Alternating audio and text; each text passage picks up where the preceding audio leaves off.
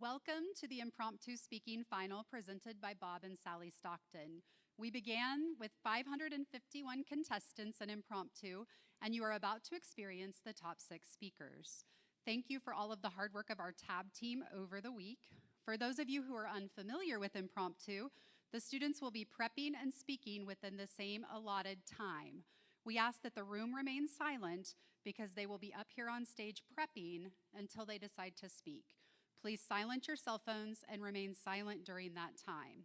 Please stay seated at the conclusion of our last performance for the introduction of our judging panel and our 6 competitors. Our first speaker, contestant 16398.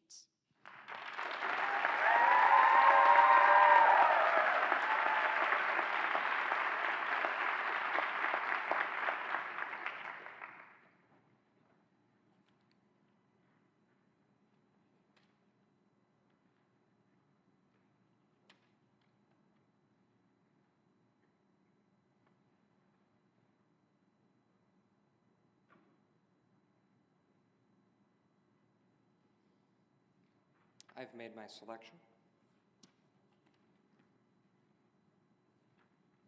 16398 has chosen the topic. It is better to have less thunder in the mouth and more lightning in the hand, an Apache saying. Thank you.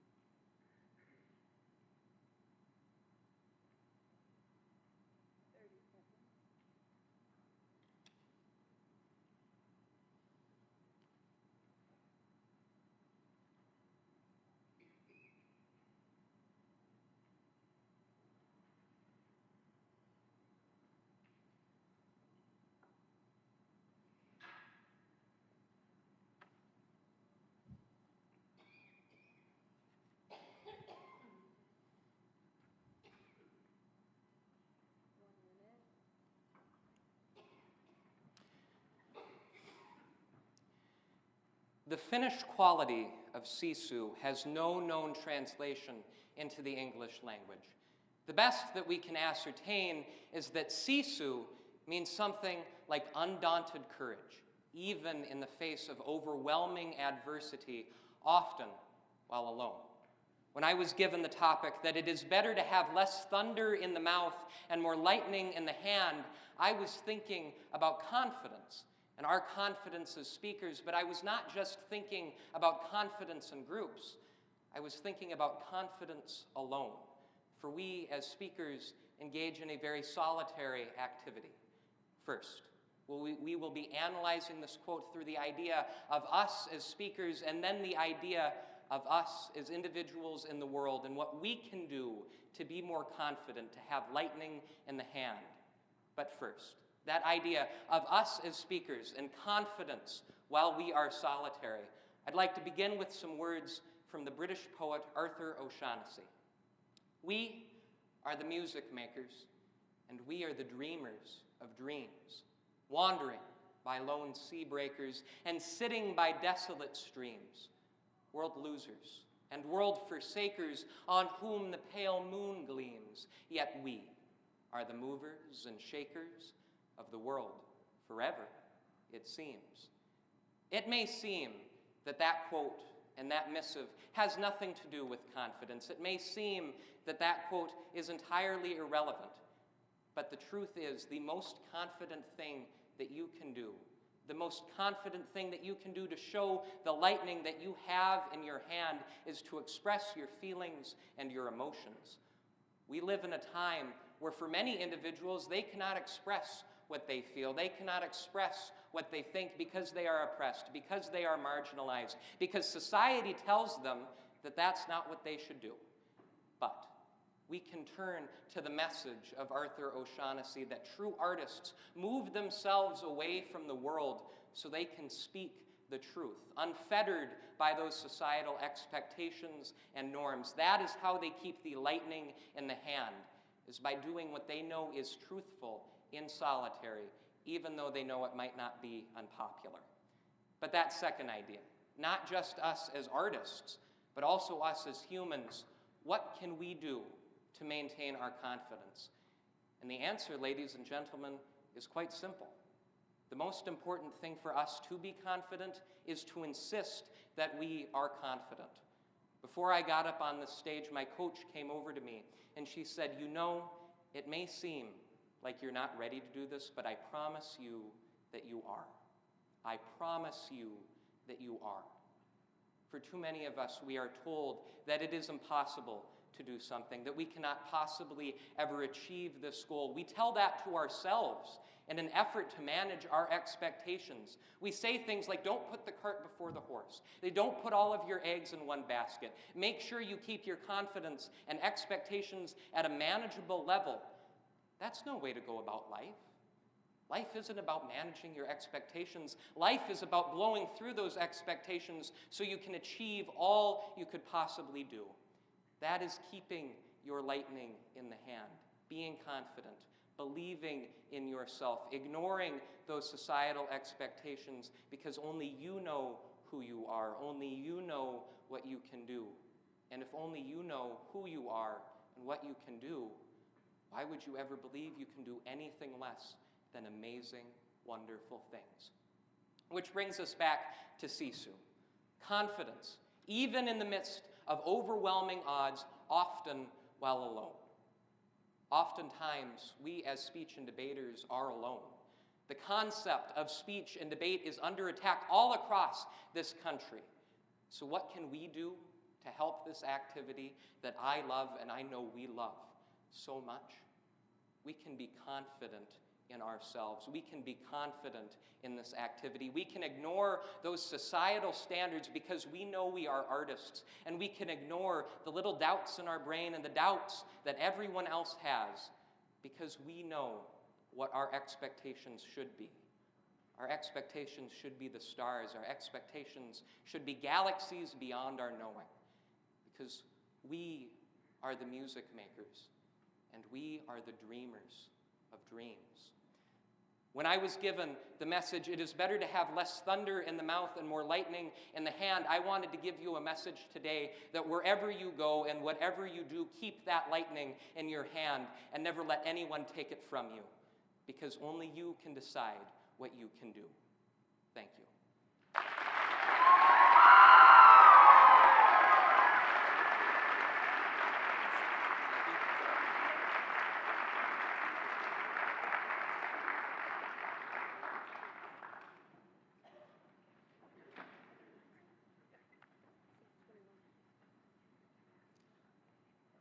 Our next speaker, contestant 16489.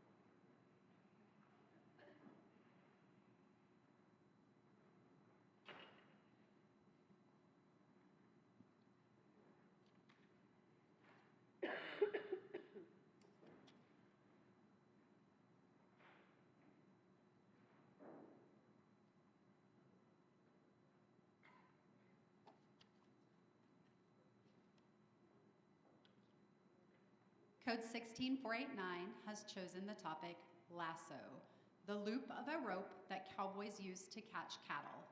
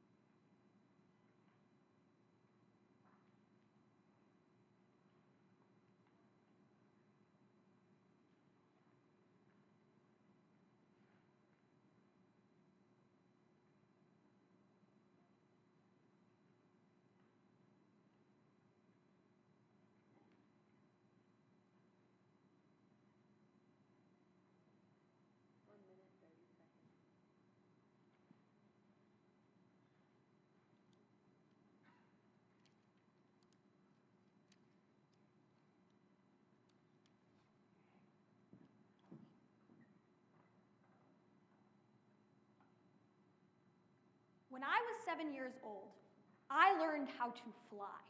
Now, hear me out. I know what you're thinking. Kat, you don't look very aerodynamic. But as I climbed up that tree and jumped to the tallest branch, I flew, I soared, I hit the ground. But I don't regret it, because today, when I got my topic lasso, the loop of rope that cowboys use to catch cattle, I was reminded of the tool that we often use to reach out even if we might miss the cow we're aiming for. Because although I did hit the ground and landed myself in the emergency room, I have never felt higher on pain meds. Today, we'll examine the importance of taking risks even in the face of failure through 3 key facets of analysis. First, by looking at Virgil's Aeneid. Second, by looking at quarterback Tom Brady. And finally, by looking at the heroes who take risks in our own lives. First, we'll look at the Aeneid. Now, for those who haven't had the pleasure of reading Virgil's 10,000-line book of poetry entirely in Latin, I'll summarize it for you. So, Aeneid was a man who was able to flee Troy after it fell and was tasked with founding an entirely new country. Although he came into conflict after conflict after conflict and ultimately lost many of the people in his crew, he still continued to pursue founding an entirely new country. Because Aeneid was able to reach out even in the face of failure, he was able to meet different people along the way and found a country that would become to be known as Rome. Because Aeneas was able to reach out like a lasso, even in the face of failure, he was able to reap the benefits, ultimately becoming one of Virgil's most famous books of poetry. And although I did have to read the entire thing in Latin during my Latin class this year, I still think it's a great example of how when we reach out, even in the face of failure, we can often see large benefits, like founding an entirely new country. Second, we'll look at Tom Brady. Now, for those who don't know, Tom Brady is the quarterback of the NFL team, the Bucs. Formerly was the quarterback of the Patriots. Now, I know what you're thinking. NFL, National Forensics League? No, I'm talking about the less famous NFL, the National Football League. But for those who don't know, Tom Brady recently left his team, the Patriots, to pursue a position as a quarterback on the Bucs. Now, this was a large risk, given that he had led the Patriots to multiple different championship titles. However, because Tom Brady was able to take the risk and join an entirely new team, he was ultimately able to take a team that didn't have a lot of fans and make them into a well-known and very, very successful football team. Because he was able to reach out, like we do with a lasso, and take the risk, even in the face of failing on an entirely new team, he was able to pursue success and prove that it didn't matter what team he was on. He's Tom Brady. Today, he's a great example of what it means when we take risks, because he was able to reap the benefits and take a lot of the Patriots fans away. Finally, we'll look at the heroes who pursue risks in our own lives. From firefighters running into buildings to save people from fires, to pursuing your occasional cat stuck in a tree, to teachers who spend their days educating us and helping us through hard times, people who take risks in our own lives are our personal heroes. I know that during COVID, without the help of my teachers and my debate coach, I wouldn't have known what to do with myself. It was the ability to continue to have debate, to continue to have the support system of my coaches and my teammates that made me stay sane throughout COVID. Because my teachers were able to take the risks of continuing to put their health on the line, even during COVID, they were able to help multiple students, not just myself, continue to pursue an activity that they loved. I know for a fact that I would not be here today without the help of my teachers and debate coaches. And I'm eternally grateful to them for taking the risk, for reaching out with a lasso and pursuing their goals, even if there might have been some failure. So, looking back on my decision to jump out of a tree, yes, I did end up with a broken arm, but I don't regret it, because who doesn't want to learn how to fly? Today, when I got my topic, lasso, the loop of rope that cowboys use to catch cattle, I thought this represented how much like cowboys reach out with the lasso to try to catch cattle, we often reach out in our life even if there is a risk of failure. But by taking these risks, we can reap the benefits. We saw this through 3 key facets of analysis. First, by looking at Virgil's Aeneid and a man who founded an entirely new country, even in the face of death. Second, by looking at Tom Brady, NFL quarterback, who by joining a new team proved that he could take any team to the Super Bowl. And finally, by looking at the heroes in our own lives who take risks every day, we'll come to understand the importance of reaching out, of taking a leap in the face of danger, even if you get screamed at by your grandma.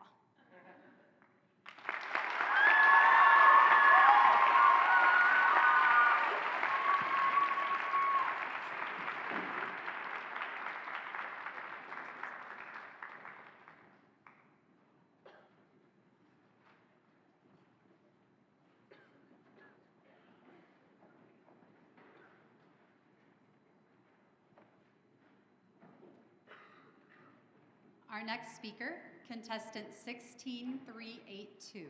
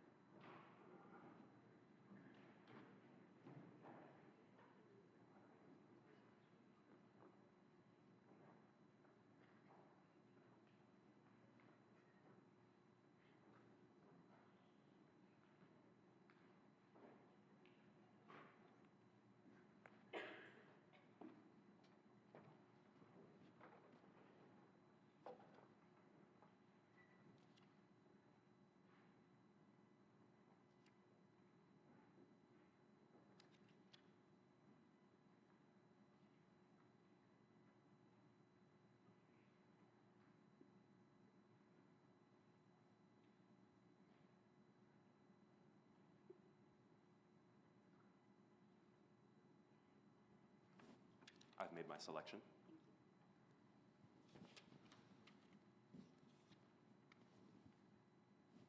(16382) has chosen the topic 10-gallon hat.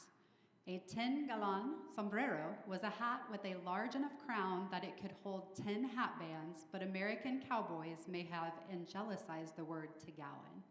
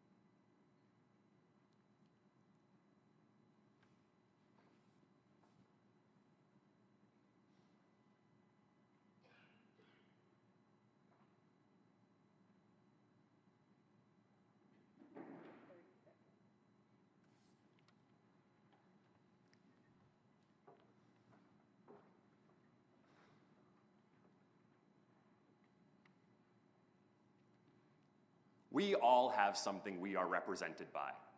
For teachers, it may be homework. For coaches, it may be screaming at their competitors. Or for public speakers, it may be lying. The thing is, we all have something that we can be represented by. Which is why when I read the prompt, a 10-gallon sombrero was a hat with a large enough crown that it could hold 10 hat bands, I thought of what cowboys could be represented by. Their hats. You see one on the street, you know that's a cowboy right before you even saw them. But the thing is, we often feel compelled to become what we are represented by. To be more like the statistics that we represent. And unfortunately, we are so much more than that. As the saying goes, the whole is greater than the sum of its parts. Thus, we must not conform to what we are represented by. So today, I am going to do something sacrilegious. I'm going to break from convention. There will be no background, there will be no major harm, and there will be no solution. Just a story. A story about my father, Sean Thomas Masson. The statistics he represents, and how he is so much more. You see, my father, Sean Masson, was born on February 9th, 1977 in New York City, a town that comprises 8 million people. 8 million weirdos. He lived in Jackson Heights, a township of around 100,000, and he lived below the poverty line, which makes him in line with 38% of Americans today. Now, I'd say my father was a bit of a rebel growing up. Legends say that at a very scandalous party, my dad saw something between a perfume bottle and an alcohol bottle. And in order to tell the difference, he drank it all. Said, "It's perfume," and then threw up all over the floor. You see, my dad lived the quintessential teenage experience. But in the process, he became part of the 23% of American teenagers who abuse alcohol when they were young. But as he grew older, my dad started to move away from partying and instead decided to pursue the arts. You see, he became a rapper, an artist, and an actor.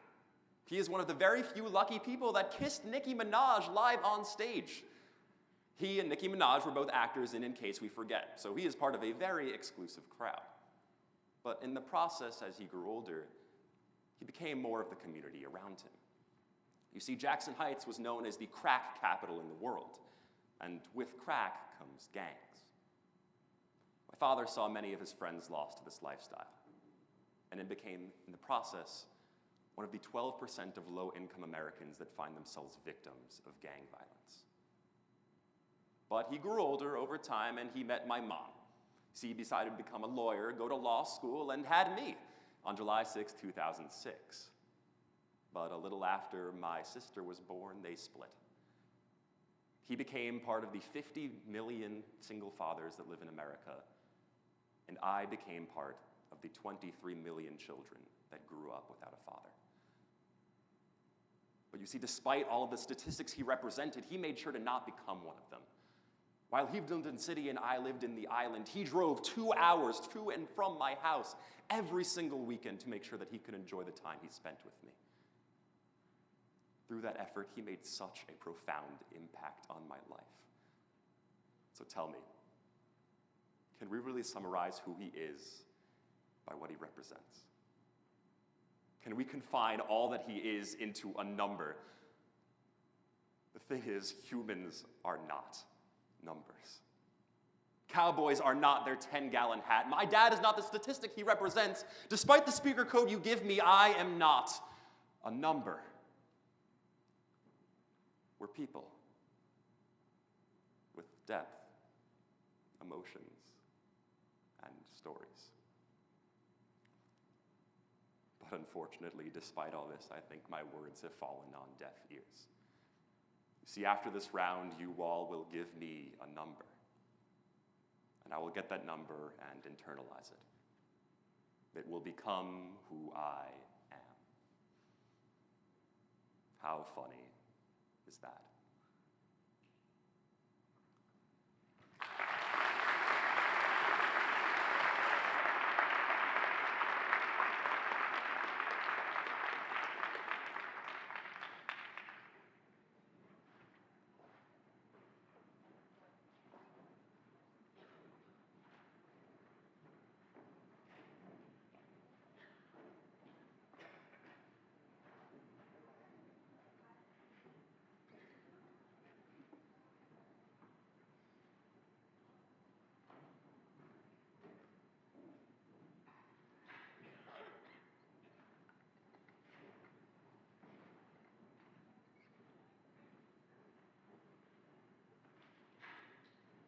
Our next speaker, contestant 16560.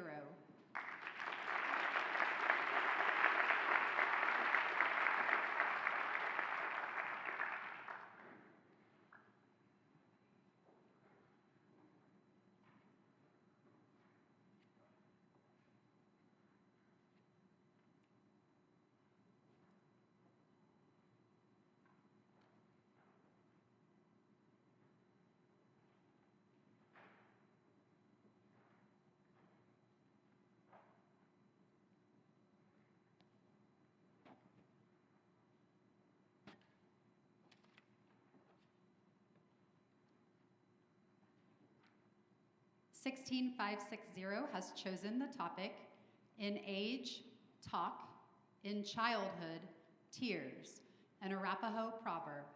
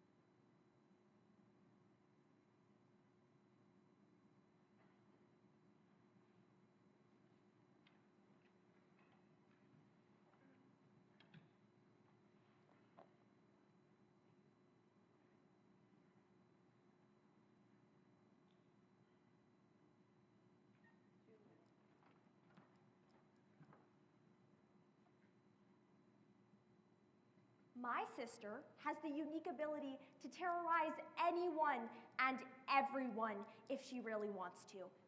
And I was often made victim to this terror.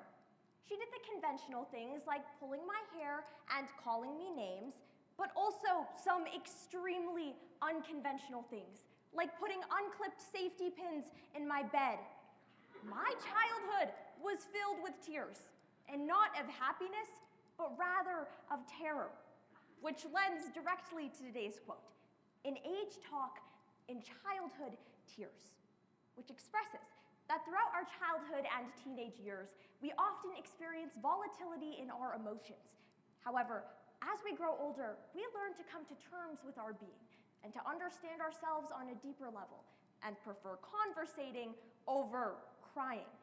And we can explore the concept of maturity in 3 key ways. First, through exploring the tumultuous relationship I have with my sister.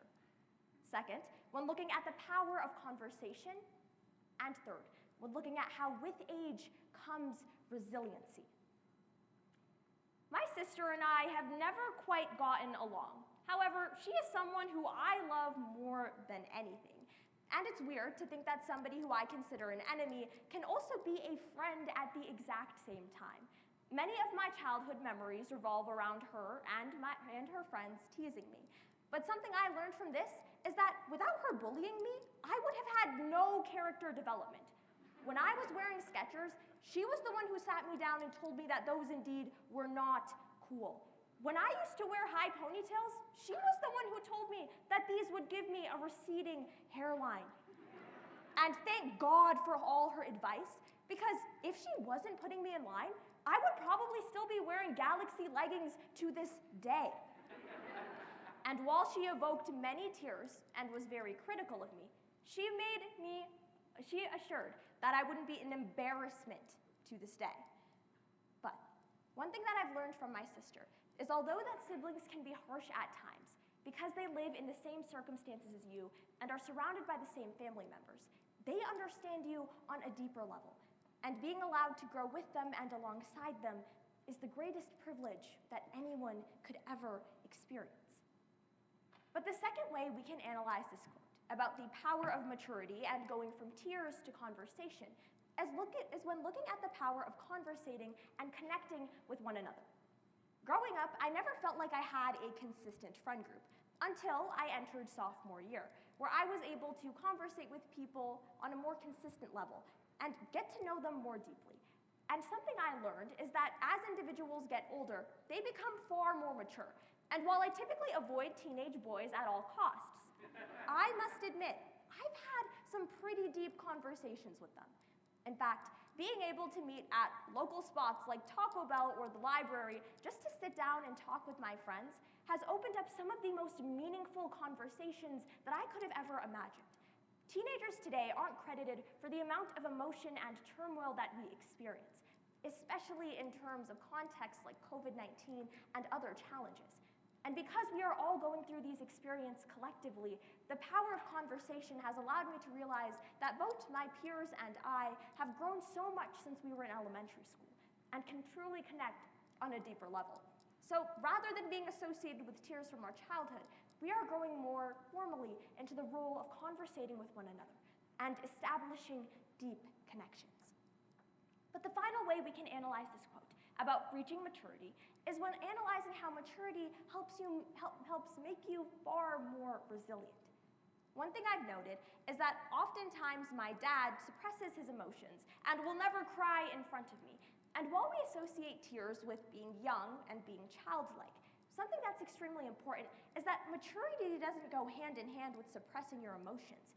In fact, some of the most mature individuals I know are the ones who are the most vulnerable and who express their emotions in the most upfront way possible. True maturity is realizing that you can both be a child who cries while also being a mature adult who conversates, because there is no true definition of reaching maturity, but it's rather coming to terms with yourself and your own emotions. So when returning to today's quote about how in age talk, but in childhood tears, it's clear that maturity can be explored in 3 key ways. First, my connection with my sister. Second, the power of conversation. And third, when analyzing how maturity builds resiliency. So while we all may face challenge in our lives that may evoke tears, it's important to remember that your tears don't make you childlike, but they rather make you a vulnerable person who is emotionally mature.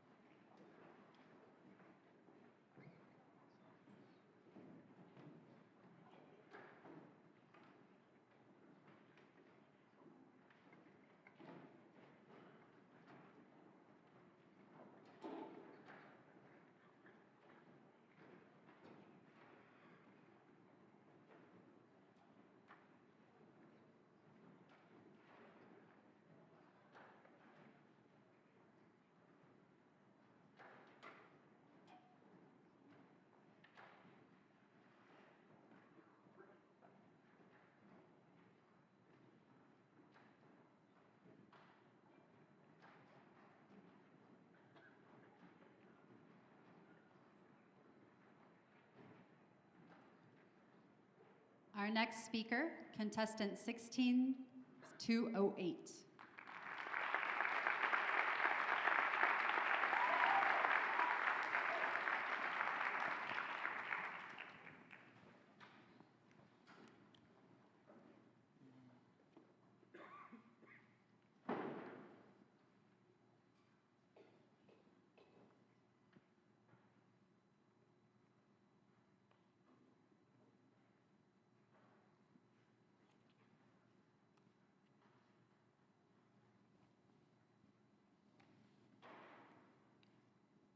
(16208) has chosen the topic, Barbed Wire, Transformed Land Usage in the West.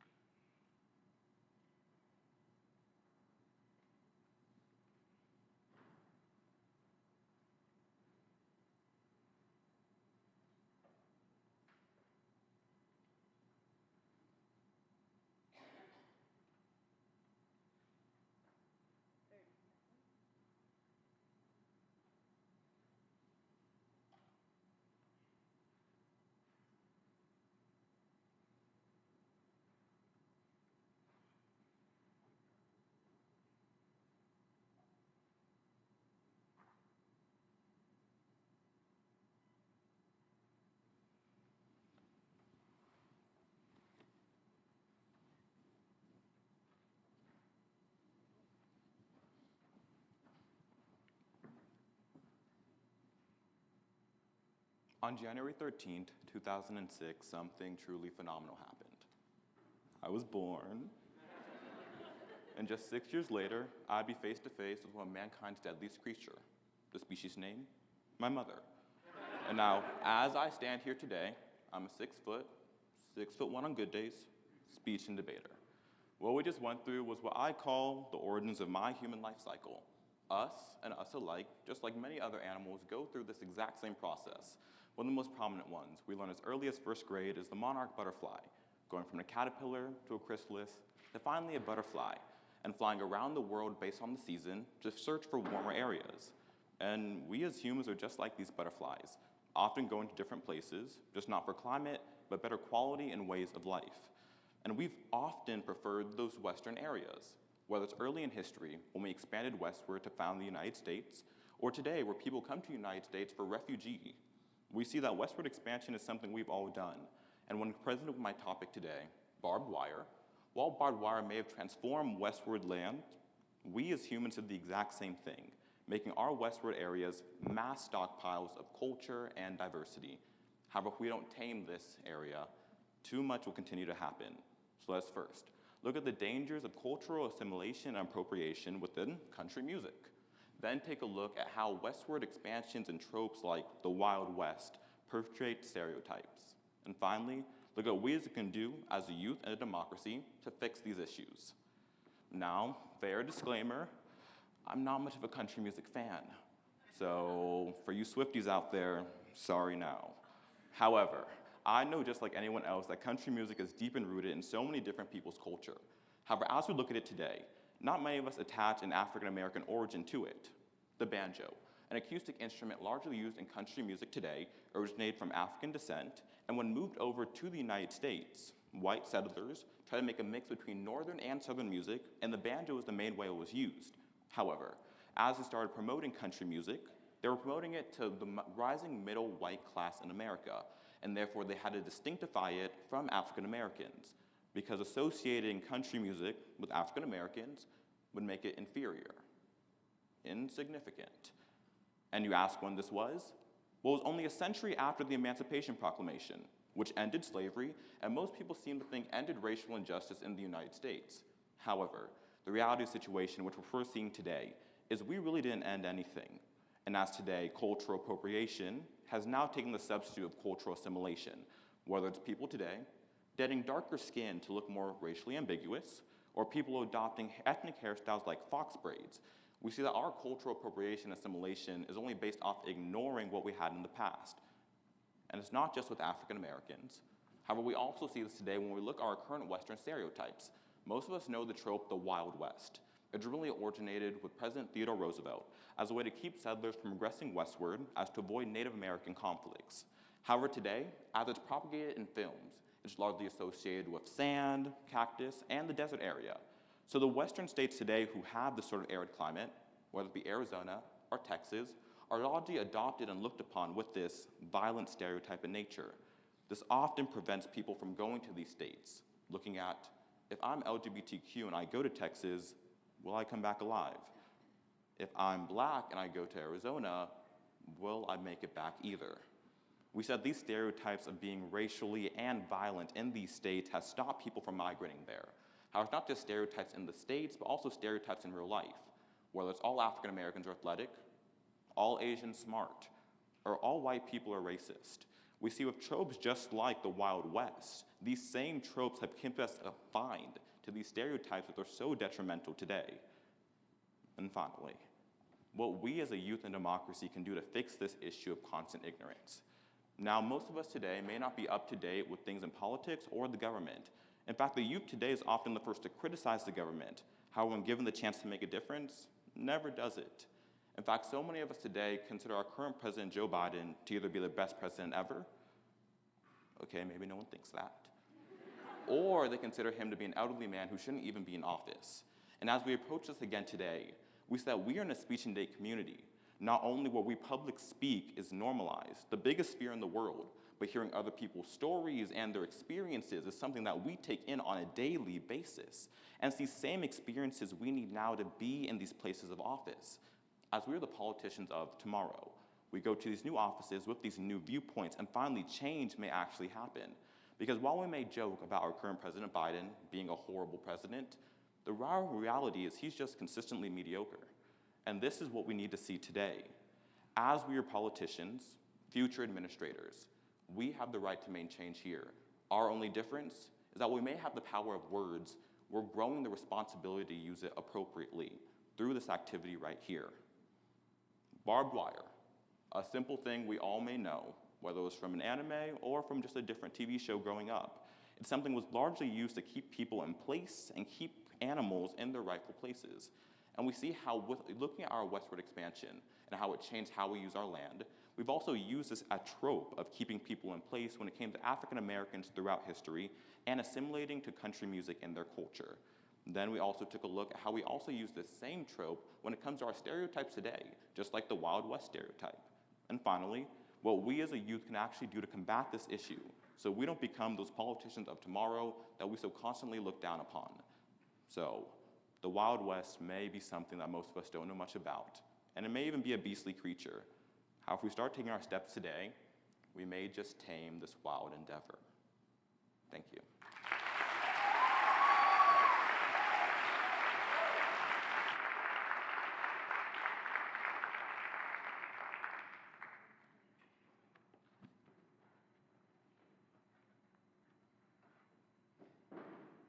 Our next speaker, contestant 16602.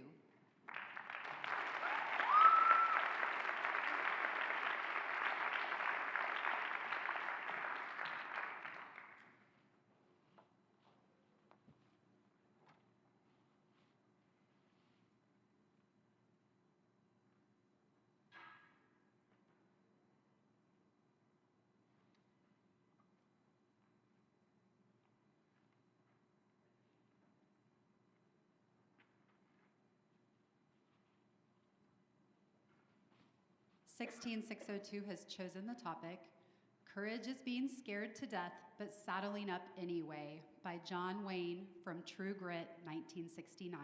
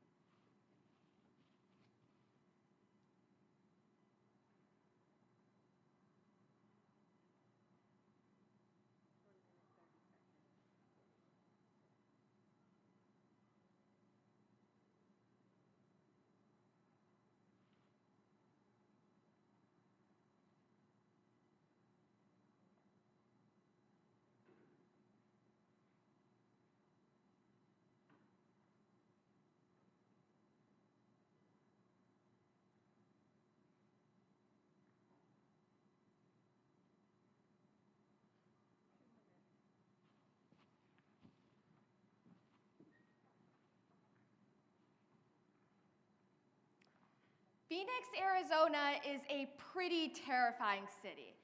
I mean, 100-degree weather, jumping cacti, and the kid I met this week that stated we should invade the Caribbean to boost American morale. I mean, simply making Prickles our national mascot would be a lot easier. Needless to say, I've survived this city, so far at least. And it definitely wasn't as scary as I thought when I was flying here. And we can see this idea of fear merely being an illusion in today's quote by John Wayne. Courage is saddling up in the face of fear. And it seems it's absolutely imperative that we take a lesson from this quote, taking that leap of faith in order to accomplish what we really need. Because defying that fear can first pave the way for future generations. Second, spark national change. And finally, alter global events in history. Most of us have either seen or heard of Netflix's top show, The Queen's Gambit, but very few of us know the true story behind it, that of Vera Munchik. Now, in the 20th century, female competitors weren't allowed in male-dominated sports, including chess. Yes, chess is a sport. Vera Munchik continuously found herself barred from tournaments and matches by officials or even other male competitors. And when she did attend these matches, Vera Munchik was terrified, not only of losing her reputation as a solid player, but even receiving harassment and death threats simply for playing a game of chess. But even defying the odds, Vera Munchik was able to overcome this fear, becoming one of the greatest chess players of all time, paving the way not just for other female competitors in chess, but for women in sports and across the entire nation, following John Wayne's advice to simply saddle up anyways. Now, today, most of us take for granted the push for mental health resources and facilities. But this was all thanks to the work of one woman by the name of Susan Callahan in the 20th century as well. In the novel The Great Pretender, Susan Callahan explains how she wanted to start a project to open up more mental health hospitals and therapy treatment centers across the nation. But in doing so, she had to combat decades of fake science and false studies by much more established professors and researchers. And though her professors, fellow coworkers, and even other students discouraged Susan Callahan from even attempting such a feat, she never let this fear stop her. She combed through interviews, records, and even created her own studies, all in an attempt to prove that psychiatry was a true science and field. In doing so, by defying fear at all odds, Susan Callahan was able to create the mental hospitals and therapy treatment we know today, providing well-needed aid for mentally ill patients across the country, following the example of John Wayne. Now, most of us know World War II as a battle between militaries and governments. A little math was involved too, the kind of real-world application your math teacher always talks about. Alan Turing was a famous mathematician hired by the British government during World War II to uncrack German Nazis' Enigma code. Now, Alan Turing was under tremendous pressure. Not only were the continuous strategies of the British and the French losing, but Alan Turing had the entire world doubting whether he was bright enough to do so, especially as he had a reputation of being a social recluse. But again, Alan Turing didn't let the fear or pressure stop him, or even the continuous pressure of his own government. Alan Turing isolated himself, listening to his own mind and heart and following his passion. In the end, not only breaking the Enigma code, but turning the tide of the war in favor of the Allies, in a major victory for human rights and global history. So today, we analyze the idea of simply saddling up in an act of courage against any fear by John Wayne. First, because defying fear can inspire future generations. Next, spark national change. And finally, alter global history and events. So while Phoenix, Arizona was pretty scary, and the 100-degree heat still is pretty scary, it's time for all of us to conquer our own fears, whatever those may be. Even being at this tournament and public speaking is a great first step, and we can implement even more in the future.